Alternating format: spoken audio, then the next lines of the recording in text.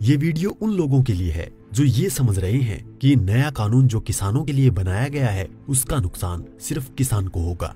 जी नहीं, आप गलत हैं। अब मैं आपको समझा दूं, शायद आपको समझ में आ जाएगा। केवल एक सेक्शन बताता हूं जिससे आपको पूरी कहानी समझ आ जाएगी। जो कॉन्ट्रैक्ट फार्मिंग है, उस कॉन्ट्रैक्ट फार्मिंग की धारा 3, उसमें जो एग्रीमेंट होगा किसान और व्यापारी के बीच में, मैं उसके बारे में बताता हूँ। आप समझ जाएंगे, उसके बाद कुछ बताने की जरूरत नहीं पड़ेगी। उस धारा 3 में लिखा है कि किसान और व्यापारी के बीच में एग्रीमेंट होगा। उसमें यह लिखा जाएगा, नंबर 1, किसान को अपनी जमीन पर कौन सी फसल उगानी होगी। नंबर 2, उस फसल का ग्रेड क्या होगा, स्टैंडर्ड क्या होगा और उसकी क्वालिटी क्या होगी।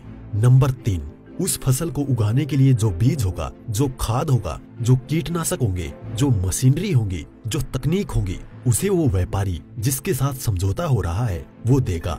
उसके बाद उसी एग्रीमेंट पर लिखा जाएगा उसकी कीमत क्या होगी। जो फसल उगाएगा, जब फसल पक के तैयार हो जाएगी तो किस कीमत पर व्यापारी खरीदेगा, ये भी लिखा जाएगा। साथ में ये भी लिखा जाएगा कि इस फसल की कितनी बार चेकिंग होगी। तो बोते समय जब फसल बढ़ रही होगी उस समय, और जब फसल कट के व्यापारी खरीदेगा उस समय, 3 समय उसकी चेकिंग होगी। अब मैं आपको समझाता हूँ एक बहुत मोटे से उदाहरण से। समझो, ये मानिए कि इस कानून के हिसाब से पूरे देश की जमीन, पूरे देश के जो किसानों के पास जमीन है, उसका जो व्यापारी है उनसे एग्रीमेंट हो गया। व्यापारियों से एग्रीमेंट होने के बाद सारी जो फसल है वो कहाँ जाएगी, व्यापारी के घर में। इसका मतलब ये हुआ कि सरकार के पास खरीदने के लिए एक दाना नहीं बचेगा। सारी की सारी फसल व्यापारी खरीद के ले जाएगा। और व्यापारी कितनी फसल खरीद सकता है, पहले उस पर प्रतिबंधता थी। अब आवश्यक पशु अधिनियम से वो बैरिकेड हटा दिए गए हैं। यानी कि जो एक लगा रखा था बैरियर कि इससे ज्यादा नहीं खरीद सकते, लिमिट लगा रखी थी, लिमिट को खत्म कर दी। इसका मतलब व्यापारी जितनी चाहे फसल खरीद के अपने गोदाम में रख सकता है। अब मानिए कि पूरी फसल किसान से व्यापारी के घर चली गई, तो आप थोड़ा सा पीछे आइए। 2013 में इस सरकार ने संसद में कानून बनाया था इस देश के गरीब लोगों के लिए। 82 करोड़ गरीब लोगों के लिए नेशनल फूड सिक्योरिटी एक्ट यानी राष्ट्रीय खाद्य सुरक्षा कानून के तहत 82 करोड़ लोगों को 3 रुपए किलो चावल, 2 रुपए किलो गेहूं और 1 रुपए किलो मोटा अनाज देना था। अब मैं आपसे सवाल पूछता हूँ, अब समझिए, आप सब कुछ जब सारा अनाज व्यापारियों के पास चला गया, सरकार के पास कुछ नहीं है, तो सरकार इन 82 करोड़ लोगों को कहां से अनाज दिलाएगी, पहले तो ये बताएं। इसका मतलब जो 82 करोड़ गरीब सरकार की मदद पर निर्भर था वो खत्म हो गया। मतलब आप कह रहे हैं कि किसानों के खिलाफ बिल है, किसानों की भलाई की बात कर रहे हैं, किसानों के खिलाफ लोग समझ रहे हैं। नहीं, ये पूरे देश के खिलाफ है। इससे 82 करोड़ गरीब खत्म। देश में 5 लाख जो राशन की दुकानें हैं वो भी खत्म। 5 लाख राशन की दुकानों में कुछ रोजगार भी मिलता होगा, वो भी खत्म।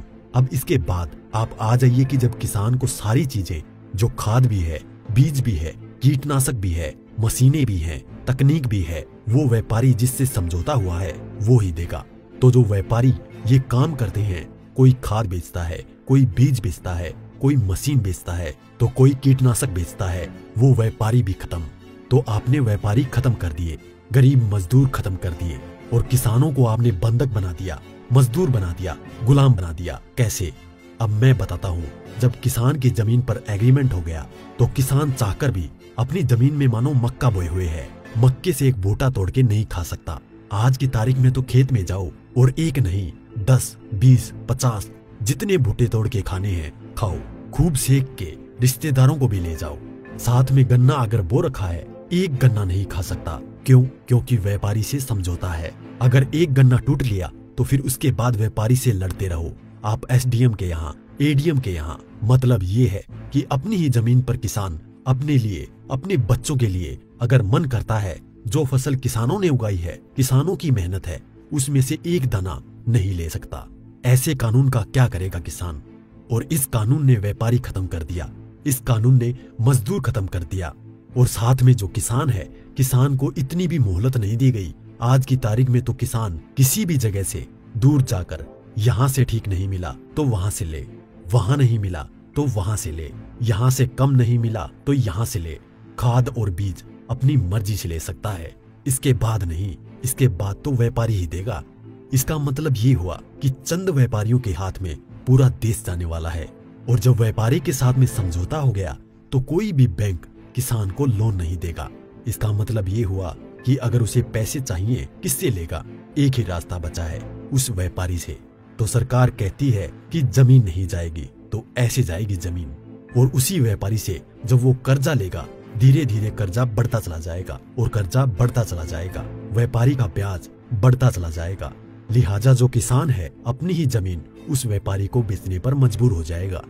अब थोड़ा सा पीछे जाओ, आपको ले जाता हूँ 1947 से पहले। उस समय क्या था? इस देश में जो साहूकार होते थे वो ऐसे ही करते थे। किसान को पैसा दिया, वो पैसे पे इतना ब्याज पर ब्याज पर ब्याज पर ब्याज किसान की पीढ़ियां गुजर जाती थी, कर्ज नहीं उतरता था और सारी जमीन जो है वो साहूकार के यहाँ पे चली जाती थी। मदर इंडिया और धर्मेंद्र जी की गुलामी जैसी फिल्में देखें आप। और अगर पढ़ना हो तो गोदान पढ़ो मुंशी प्रेमचंद जी की। पहले वो अपनी ही जमीन पर बंधुआ मजदूर बनेगा, उसके बाद में अपनी ही जमीन बेच जाएगा।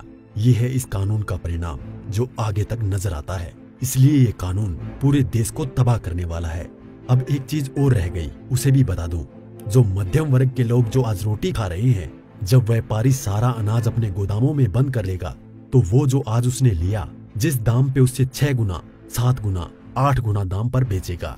तो जो मध्यम वर्ग के लोग जो घरों में बैठे हैं उनको इस आंदोलन में बाहर आना चाहिए। जो अनाज, ये आटा 20 रुपए से 25 रुपए 30 रुपए किलो मिल रहा है, वो ही इस कानून के लागू होने के बाद वो आटा, वो अनाज उन्हें 50 से 6 गुना दाम पर मिलेगा। 100 रुपए, 125 रुपए, 150 रुपए किलो मिलेगा। तो असर किस पे पड़ेगा? एक भी व्यक्ति नहीं बचेगा जिस पर इस कानून का असर ना पड़े। इसलिए मैं कहता हूँ कि ये किसानों के विरोध में नहीं है, देश को तबाह और बर्बाद करने के लिए है। इतना सब कुछ पता होने के बाद भी अगर आप किसानों का साथ नहीं देते हैं तो आगे आपकी मर्जी।